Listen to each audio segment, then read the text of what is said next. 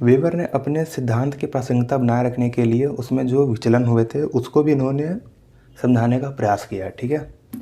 तो विचलन इनके दो तरीके के थे, जो इनके सिद्धांत में विचलन हो रहे थे दो तरीके से थे। दो तरीके से क्या था, एक था श्रम लागत, ठीक है, एक थी एकत्रीकरण अर्थव्यवस्था।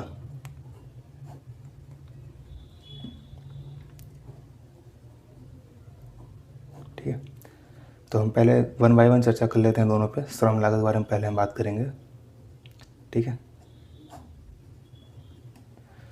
श्रम लागत का मतलब इस चीज़ से था कि सबसे पहले हम एक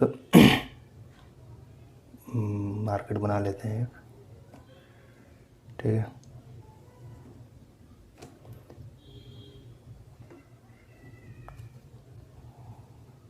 ठीक है, सपोज करते हैं कि हमारे पास ये एक हमारा मार्केट है जिसमें ये R1 हमारे यहाँ पे, R2 यहाँ पर है, मार्केट हम यहाँ पर है, और हमने अपनी इंडस्ट्री को यहाँ पे स्थापित किया था, ठीक है। लेकिन वक्त के साथ जैसे ही कहीं भी उद्योग स्थापित होता है, ठीक है, तो हम पाते क्या हैं कि जो उससे दूर के क्षेत्रों में होता है, दूर के क्षेत्रों में जैसे जैसे दूरी बढ़ती जाएगी वहाँ पे हमें सस्ते श्रमिक मिलने लगते हैं, ठीक है। तो सस्ते श्रमिक मिलने लगते हैं, तो इन्होंने एक आइसोडेपेन बनाया, ठीक है। आइसोडेपेन का मतलब होता है सम परिवहन व्यय रेखा, ठीक है। सम परिवहन, इसका मतलब ये था कि एक ऐसी बाउंड्री जहाँ तक जो श्रमिक, वो जो श्रम है, श्रमिक द्वारा लगने वाला श्रम है वो एक समान हो, ठीक है। सपोज करते हैं कि ये हमारा इंडस्ट्री थी, ठीक है, तो इन्होंने एक आइसोडेपेन बनाया। आइसोडेपेन मतलब ये है कि इस सारे बिंदुओं पे जो लगने वाला श्रम है वो एक समान है। ऐसे इन्होंने एक और बनाया सम परिवहन रेखा, अगली सम परिवहन रेखा इन्होंने बनाई, ठीक। ऐसे इन्होंने अगली सम परिवहन रेखा बना दी। इन्होंने ऐसे कई सम परिवहन रेखा खींची, ठीक है। फिर इन्होंने कुछ अपने तर्क दिए, कुछ कंडीशंस के पर, कि अगर हम दूरी बढ़ाते हैं, यानी कि हम अपने इस जो हमारी औद्योगिक बिंदु था इससे हम दूर जाते हैं, दूर जाने पर होगा क्या कि हमारी जो परिवहन लागत क्या होगी, बढ़ेगी। लेकिन साथ में क्या होगा, जो श्रम बचत है वो कम हो जाएगी, ठीक है। सॉरी, श्रम बचत भी अधिक होगी, ठीक है। तब इन्होंने एक और यहीं पे समझाने का प्रयास किया एक पॉइंट को, कि वह बाह्य सीमा, जहाँ तक परिवहन लागत में होने वाली वृद्धि श्रम बचत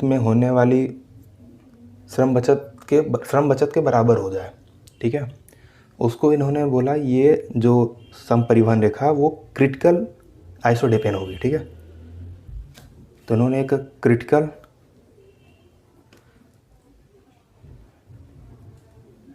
आइसोडेपेन का भी कॉन्सेप्ट दिया, ठीक है।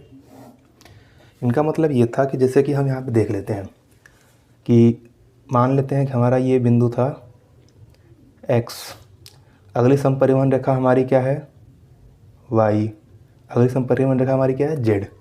तो ठीक है, इन्होंने क्या बोला कि एट x, ठीक है, अगर जो हमारी परिवहन लागत है, जो हमारी परिवहन लागत है इससे ज़्यादा हमें क्या हो रहा है, श्रम बचत हो रही है यहाँ पे, फिर तो हम अपनी इंडस्ट्री x पे लगा सकते हैं क्योंकि वहाँ पे हमें लाभ होगा। एट x एट y, यहाँ पे इन्होंने क्या बताया कि जो हमारी ट्रांसपोर्टेशन कॉस्ट है, अगर ये श्रम बचत के इक्वल हो जाए, ठीक है,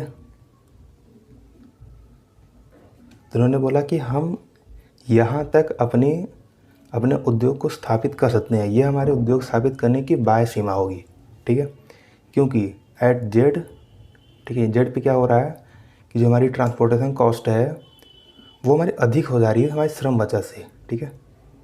सस्ते श्रमिक के द्वारा जो हमारे श्रम में बचत हो रही है वो जो है जेड तक पहुंचने में वो कम हो जा रही है ट्रांसपोर्टेशन कॉस्ट तक, वहाँ तक ट्रांसपोर्ट करने से। तो उन्होंने बोला कि जो बिंदु वाई है, यानी कि जो वाई सम परिवहन रेखा है, इसको इन्होंने क्रिटिकल आइसोडेपेन का नाम दिया, ठीक है। तो ये हमारा था श्रम लागत। श्रम लागत के द्वारा इन्होंने ये बताने का प्रयास किया कि हम क्रिटिकल आइसोडेपेन तक अपने उद्योग को स्थापित कर सकते हैं, ठीक है। इस तरीके से हम नेक्स्ट हम देख लेते हैं क्या, एकत्रीकरण अर्थव्यवस्था।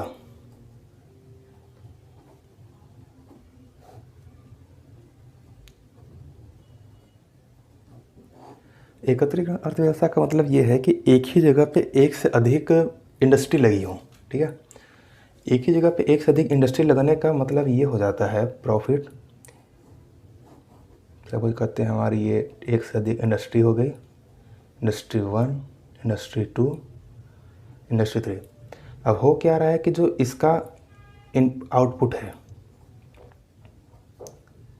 इसका जो आउटपुट है इसके लिए इनपुट का काम कर दे रहा है, ठीक है। इसी तरह जो इसका आउटपुट है ये इसके लिए इनपुट का काम कर रहा है, ठीक है। तो एकत्रीकरण अर्थव्यवस्था का जो सबसे अधिक लाभ होता है वो ये होता है कि एक ही जगह पे हमें हमारा रॉ मटेरियल मिल जाता है। यानी कि अगर ये आउटपुट है तो इसका इनपुट का मतलब ये है कि इस इंडस्ट्री 2 के लिए ये इसका आउटपुट इसके लिए रॉ मटेरियल का काम कर रहा है, ठीक है। तो इससे होता क्या है कि हमें एक ही जगह पे हमारा रॉ मटेरियल मिलने की वजह से हमारा परिवहन लागत ये कम हो जाती है। तो साथ ही साथ इसका दूसरा सबसे अधिक लाभ क्या होता है कि जो हमारे संसाधनों का अनुकूलतम प्रयोग होता है, यहाँ पे हमारे संसाधन वेस्ट नहीं होते हैं, ठीक है। संसाधनों का हमारा अनुकूलतम प्रयोग हुआ, तो साथ ही साथ यहाँ पे श्रृंखलाबद्ध उद्योगों का निर्माण होगा, ठीक है।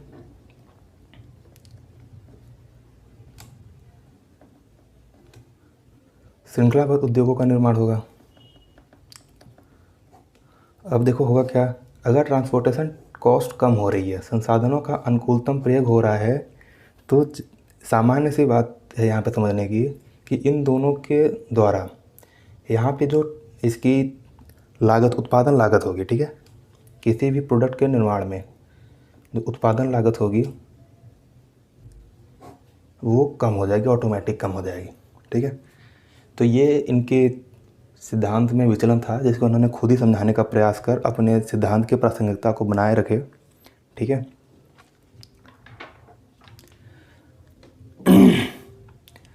इस तरह इन्होंने बताने का क्या प्रयास किया है और हम देख लेते हैं आगे कि जैसे हमने एग्जाम्पल में बता ही दिया था कि पहले बताया था, भी बात कर लेते हैं इस बारे में कि सपोज़ करते हैं कि यहाँ पे हमारे पास कोई कोयला इंडस्ट्री है, ठीक है। कोयला का है, लोहा का है, ठीक है। इनसे क्या बनेगा, लौह इस्पात।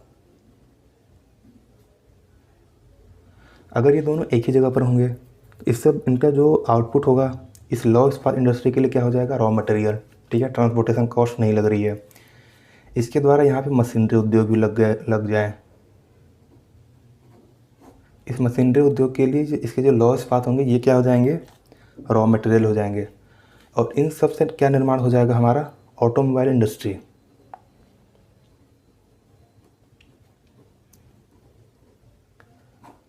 हमारी ऑटोमोबाइल इंडस्ट्री का यहाँ से निर्माण हो जाएगा, ठीक है। तो इस तरीके से एक ही स्थान पे एक से अधिक उद्योगों की अवस्थिति के कारण औद्योगिक संकुल का निर्माण होता है, ठीक है। तो इस पूरे प्रदेश के कारण, इस पूरे इंडस्ट्री के कारण इस पूरे प्रदेश को औद्योगिक संकुल की संज्ञा दी जाती है, ठीक है।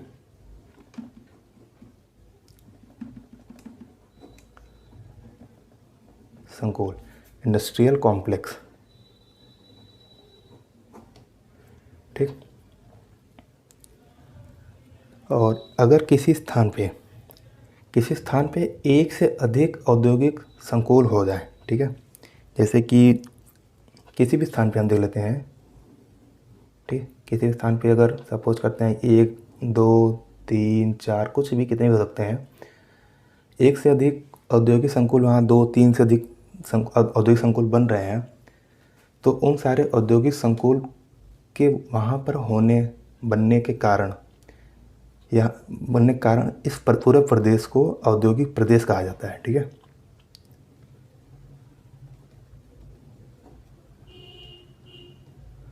इस पूरे प्रदेश को औद्योगिक प्रदेश कहा जाएगा।